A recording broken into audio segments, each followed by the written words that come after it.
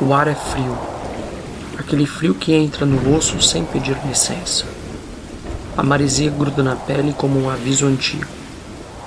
E a noite parece mais pesada do que deveria. Uma lanterna corta a escuridão. Areia úmida, pegadas confusas. Um silêncio que não é paz, é contenção. Ali, onde a cidade termina e o oceano começa, um corpo repousa. Largado, com pressa, mas com intenção. Há sinais de luta, a luta desesperada de quem percebe, tarde demais, que o encontro não era um encontro. E quando a polícia se aproxima, nasce a pergunta que atravessaria décadas. Quem é o homem que desenhava suas vítimas, antes de matá-las?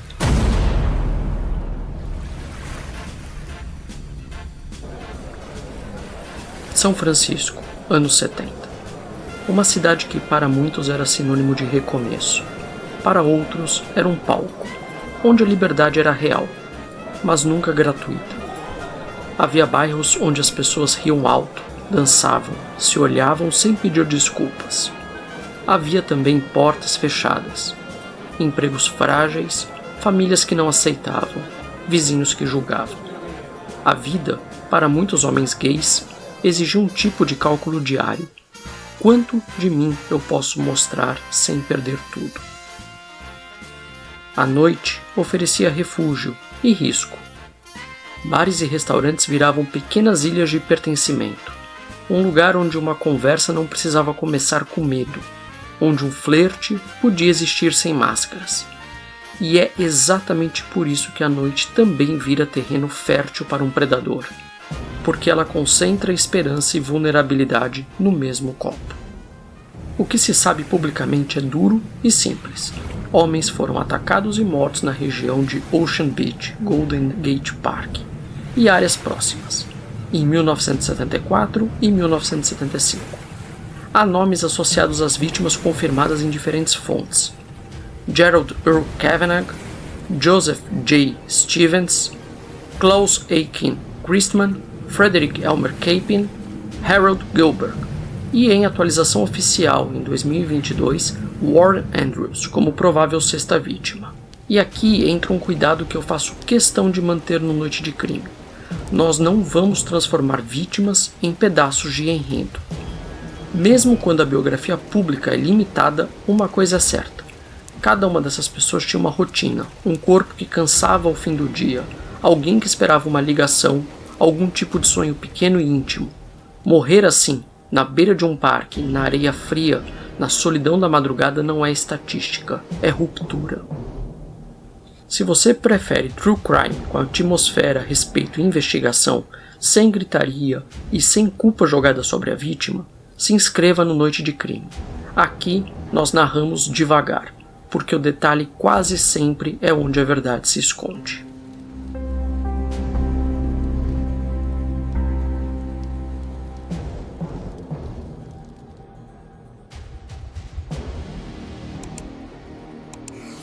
Então surge o apelido que grudou no caso como uma sombra: The Doodler, o homem que desenhava. O homem que, segundo os registros oficiais, teria sido descrito por uma vítima de agressão como alguém que dizia ser cartunista e rabiscava enquanto conversava em um jantar tarde da noite.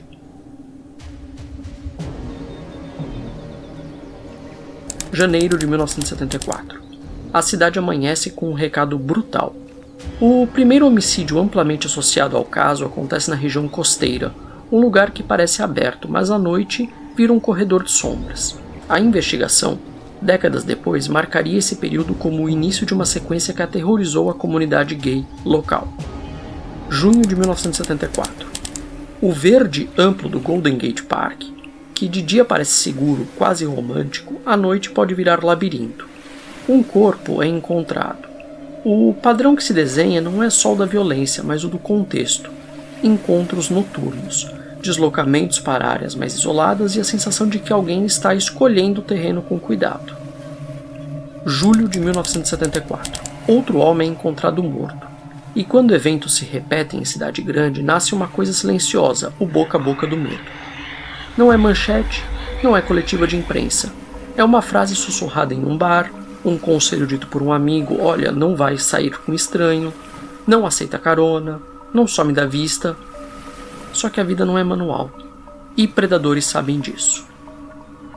O que se sabe de forma pública e recorrente nas atualizações oficiais é que durante esse período houve vítimas encontradas na área de Ocean Beach e Golden Gate Park, e que a polícia investigou vários ataques violentos contra homens gays brancos.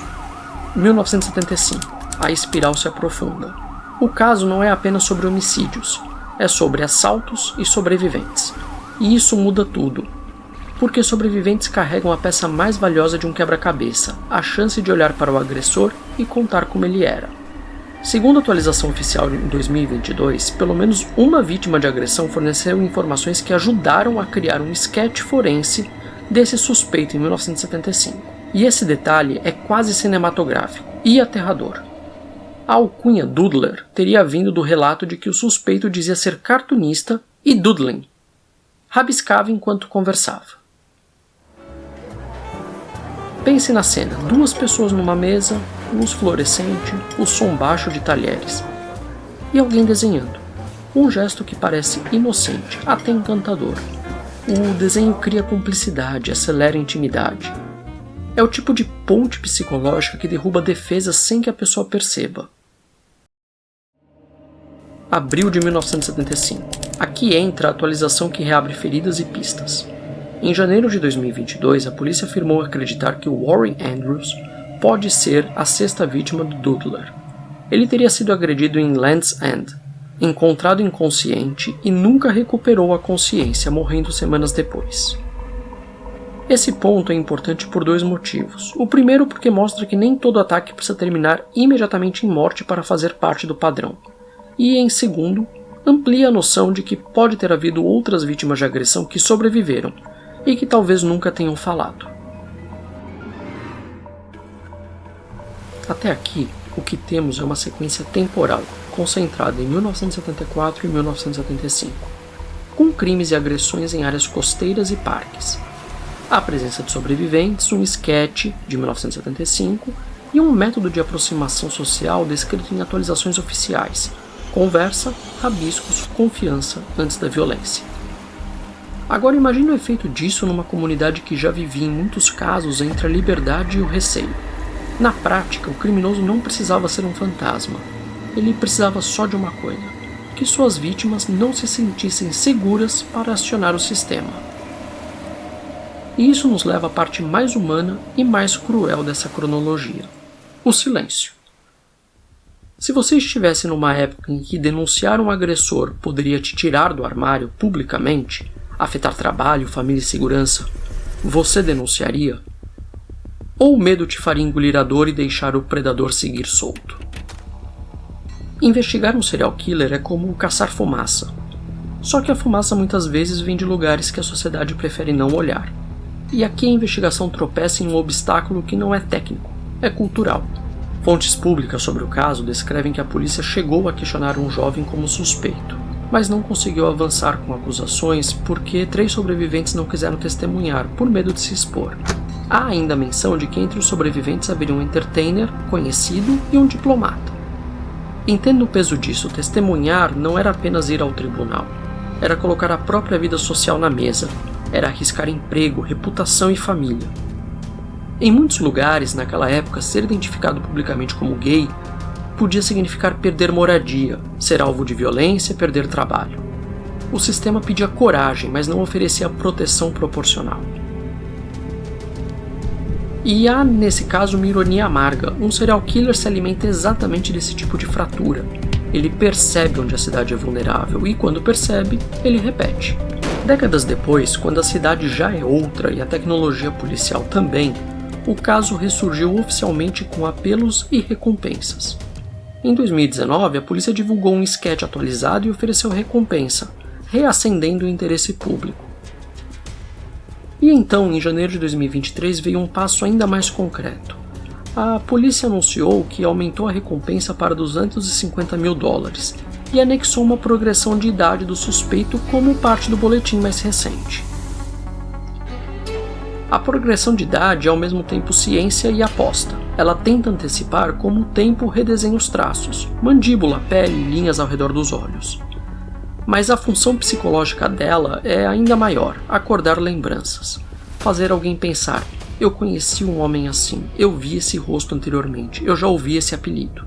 Em crimes antigos, o que falta muitas vezes não é só DNA, é narrativa, é encaixe, é a pontinha de fio que alguém guardou e nunca achou importante, até ver o retrato de novo. Em cobertura sobre o caso, autoridades sugerem que podem existir outras pessoas que sobreviveram a ataques do mesmo suspeito e que tenham informações relevantes. E isso é um ponto-chave, sobreviventes são bússolas, mesmo quando memórias ficam borradas. Essas memórias guardam padrões, palavras usadas, gestos, jeito de aproximar, lugares preferidos. E a grande reviravolta é esta: o caso não foi congelado apenas por falta de pista. Ele foi congelado por medo. O tipo de medo que não se mede em boletim de ocorrência, mas que determina se alguém fala ou sobrevive em silêncio. Agora a gente muda o tom. Aqui é onde entra a psicologia forense, com ética, porque não há um condenado publicamente nomeado. Então não é diagnóstico, é leitura de padrão. O primeiro ponto é o elemento do desenho. O rascunho, o rabisco enquanto conversa é mais do que excentricidade. É uma técnica de aproximação. No comportamento predatório, isso se encaixa no que chamamos de grooming, criar confiança, reduzir o alerta, produzir sensação de familiaridade rápida. O desenho funciona como um elogio implícito: olha, você merece ser registrado. Como prova de atenção, eu estou focado em você. E como distração, olha aqui como ficou. Enquanto a vítima se vê no papel, o predador mede o quanto ele confia, o quanto ela bebeu, o quanto ela teme fazer cena, o quanto ela quer que a noite dê certo. O segundo ponto é que há algo simbolicamente potente em desenhar antes de atacar. Desenhar é criar, matar é destruir.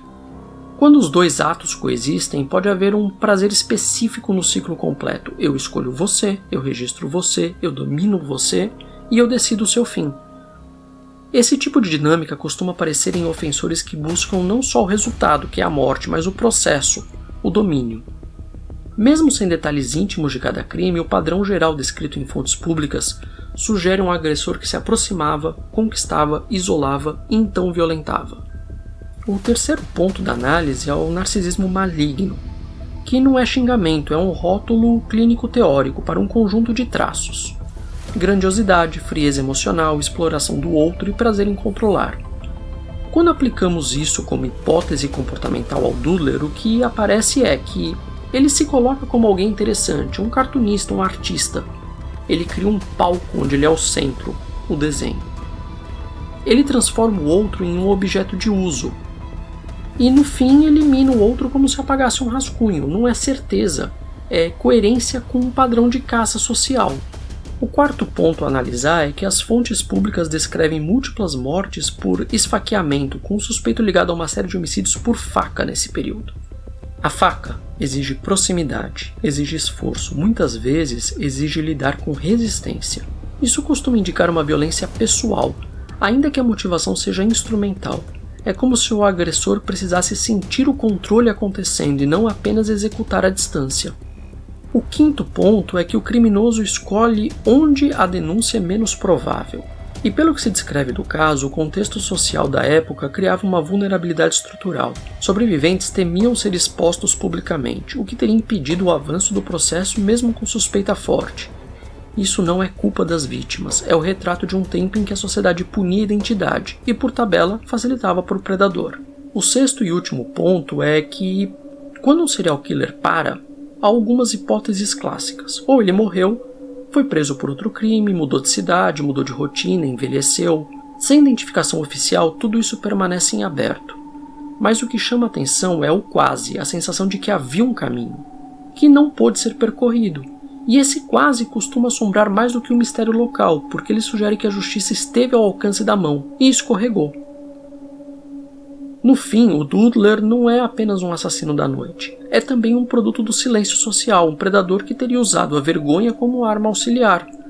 Não porque ele a criou, mas porque ele soube encontrá-la já pronta. O caso publicamente permanece não resolvido. mas não está morto. Em janeiro de 2022, a polícia divulgou a atualização dizendo acreditar que Warren Andrews pode ser a sexta vítima ligada ao Doodler. Em janeiro de 2023, outra atualização oficial elevou a recompensa para $250 mil e destacou a progressão de idade do suspeito no boletim mais recente. E aqui fica uma reflexão, sem moral barata, mas com o peso de que ela merece. Quando uma sociedade faz certas pessoas viverem em medo constante de serem vistas, ela cria pontos cegos, e pontos cegos são lugares onde predadores respiram. Talvez o mais triste não seja apenas o criminoso não ter nome. Talvez o mais triste seja imaginar quantas vozes engoliram a própria verdade para sobreviver. E, nesse silêncio, o mal ganhou tempo. Aqui é o Edu, te agradeço por mais uma companhia e se você quer mais episódios investigados com narrativa noir e análises forenses, se inscreva no Noite de Crime. E depois siga para nossa playlist de Cold Cases, porque o tempo não apaga, só adia. Boa noite.